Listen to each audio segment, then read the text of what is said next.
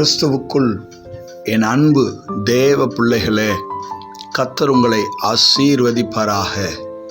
இந்த ஆத்மீக யாத்திரை நிகழ்ச்சியின் வாயிலாய் உங்களை சந்திப்பதிலே மிகுந்த மகிழ்ச்சி அடைகிறேன்.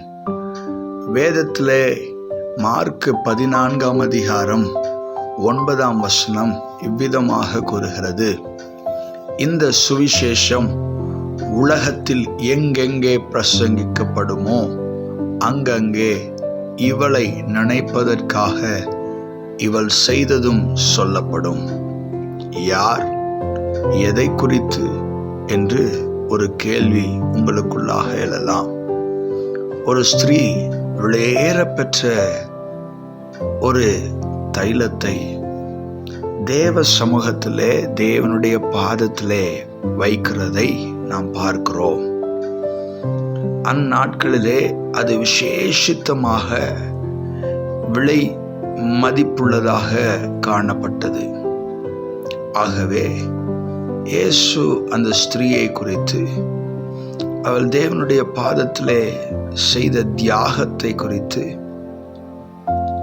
ஆச்சரியப்பட்டு, இவள் செய்த காரியம் அநேக இடங்களிலே இயேசுவை குறித்து எங்கெங்கே பிரசங்கிக்கப்படுமோ அங்கே இந்த ஸ்திரீயை குறித்தும் சொல்லப்படும் என்று நாம் பார்க்கிறோம்.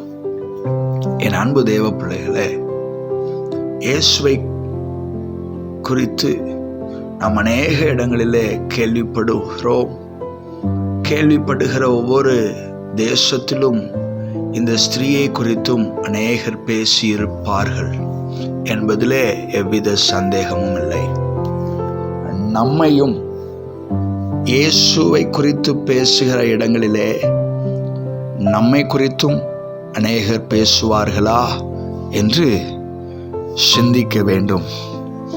இயேசுவை குறித்து பேசுகிற இடங்களிலே பவுலை குறித்து பேசுகிறோம், பேதுரை குறித்து பேசுகிறார்கள், அநேக சீஷர்களை குறித்து பேசுகிறார்கள், அநேகர் மிஷனரிகளை, தியாகம் செய்த மிஷனரிகளை குறித்து நாம் கேள்விப்படுகிறோம்.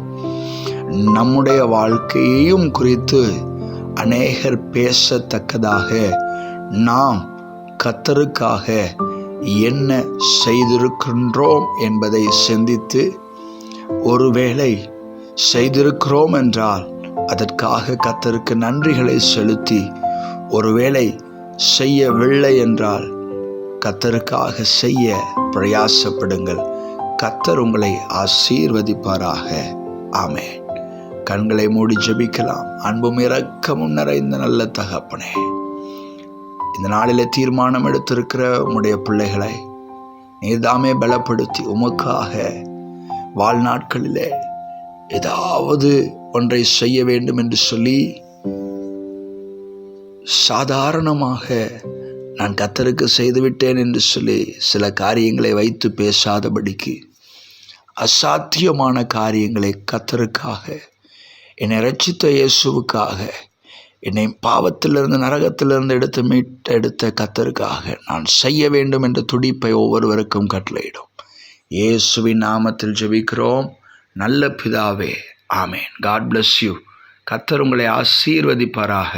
ஆமேன்.